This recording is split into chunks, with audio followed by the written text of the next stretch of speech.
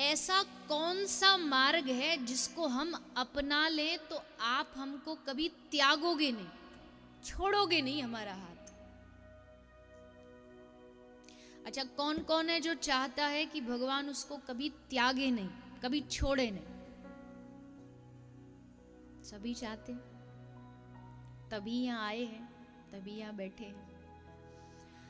अब भगवान हमको कभी नहीं त्यागेंगे, ये कब संभव है? ये भगवान अपनी खुद की वाणी में बता रहे हैं कि 3 चीज जो करेगा उसको मैं कभी नहीं छोड़ूंगा। ये 3 चीज जो पकड़ लेगा मैं उसे पकड़ लूंगा।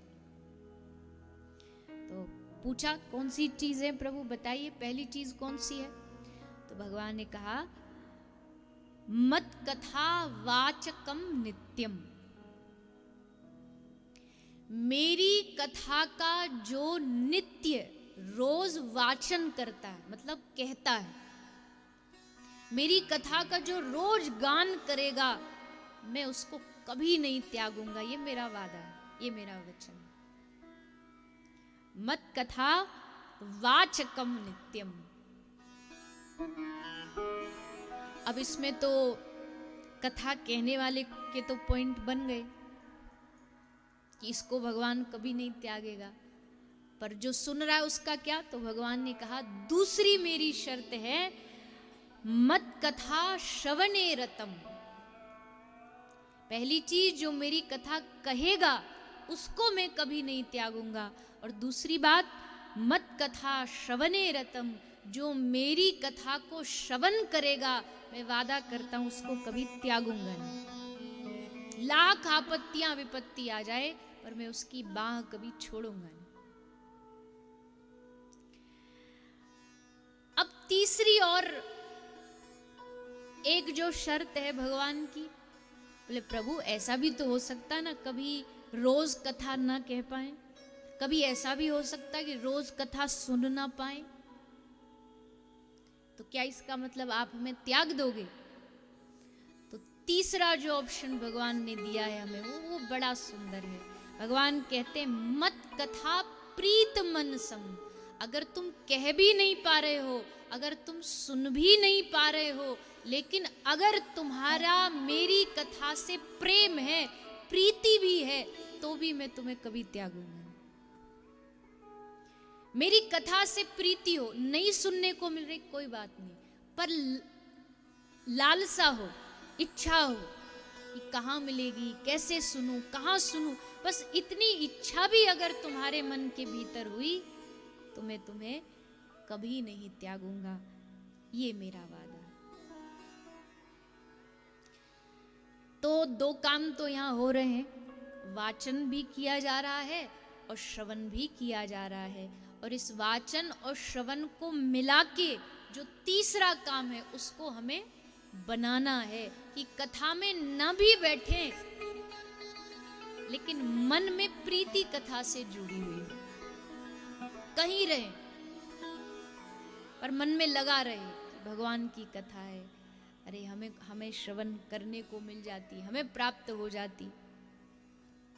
ये प्रीति हो जाना ये भगवान की कृपा से ही संभव है। तो ये सत्संग कोई साधारण साधन नहीं है, दिखने में तो साधारण ही है कि एक बोल रहा है, सामने बैठ के कुछ लोग उसकी बातें सुन रहे हैं, और कई लोग तो आजकल के जो भौतिकवादी लोग होते हैं वो कह भी देते हैं अरे ये सब बेकार का नाटक है, क्या कथा सुनना। कहने वाला ये भी बात को कह रहा है पर मानता नहीं, और सुनने वाले भी बस सुन के बस ऐसे ही पल्ला झाड़ के आ जाते, क्या फायदा इससे।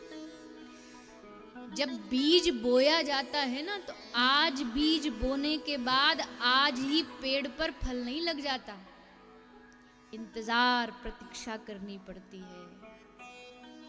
आज बीज बोया है, उसमें पानी दो, खाद दो, उसे धूप दिखाओ, धीरे धीरे वो बड़ा होगा, उसे सींचो अपनी मेहनत से, और फिर एक दिन आएगा जब उस पर बढ़िया बढ़िया मीठे सुंदर फल लगेंगे।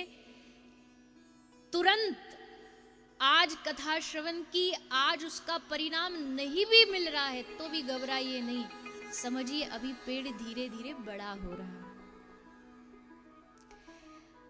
महापुरुष कहते हैं कि कथा मानव प्रकट नहीं करती है, कथा मानवता प्रकट करती है। इंसान प्रकट नहीं करती भगवान की कथा, लेकिन भगवान की कथा इंसानियत प्रकट करती है। आज नहीं 100 साल बाद कही गई कथा का जो लाभ है वो हमें जरूर समाज में दिखाई देगा। समाज में कथा नहीं होती, सत्संग नहीं होती, तो सोचो आज मानव को पशु बनने में कितनी दूरी है। सत्संगी तो है जिसने थोड़ा बहुत संभाल रखा है।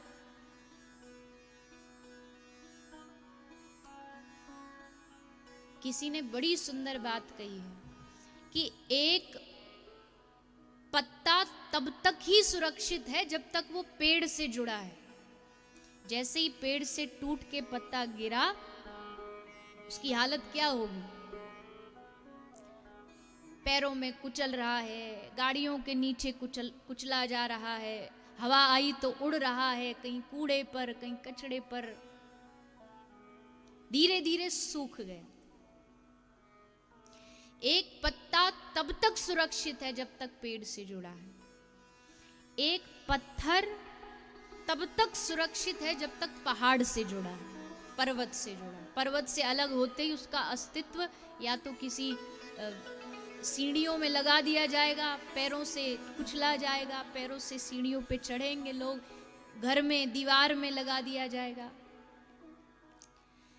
एक पत्थर तब तक सुरक्षित है जब तक पहाड़ से जुड़ा है, एक पत्ता तब तक सुरक्षित है जब तक पेड़ से जुड़ा है, और एक मानव तब तक सुरक्षित है जब तक सत्संग से जुड़ा है।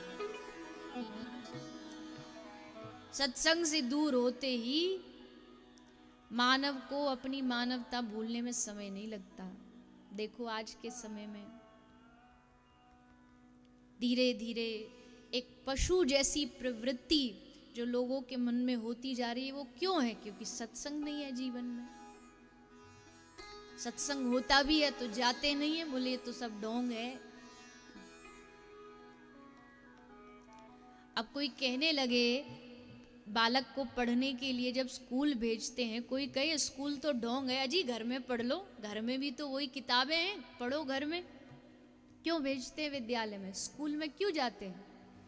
क्योंकि स्कूल में एक मास्टर होते हैं, टीचर होते हैं, उनको उस पढ़ाई को पढ़ाने का तरीका सब आता है, पता है कि कैसे बालक थोड़ा थोड़ा पढ़ेगा।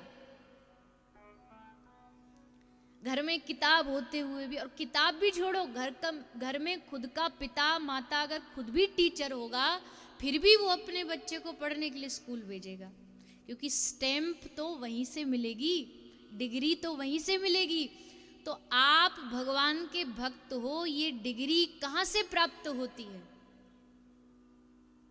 भगवान देखेंगे, अच्छा मेरी कथा में आया है, बैठा है, भले आके सो ही रहा है, भले आकर के समाधि में बैठा है, ठाकुर जी बड़े भोले हैं, तुम सो भी जाओगे ना तो नजरअंदाज करके बोलेंगे अरे नहीं नहीं सोया नहीं है, बेचारा समाधि में बैठा है। क्योंकि भगवान तो चाहते ना कैसे भी आप सत्संग से जुड़ो। अब भगवान आके कह देंगे अरे नहीं ये तो क्या सत्संग सुन रहा, तो कल से कथा ही नहीं सुनेगा।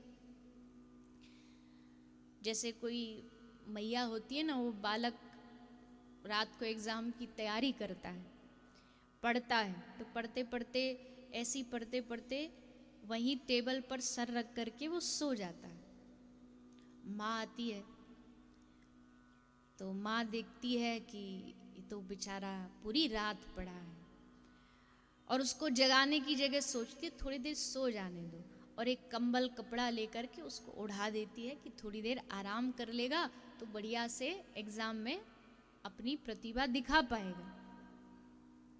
ठीक वैसे ही ठाकुर जी अगर कहीं देख भी लें कि कोई गलत काम हम कर रहे हैं, तो भी श्री ठाकुर जी माँ की भांति उसको नजरअंदाज करके हमें दुलारते हैं, हमें प्रेम करते हैं।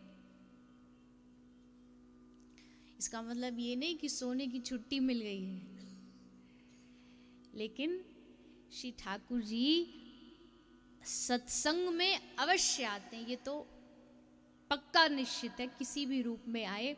और जब श्री ठाकुर जी आते हैं तो वो देखते हैं कौन मेरी कथा में बैठ कर के भाव से, श्रद्धा से डूब करके कथा को श्रवण कर रहा है।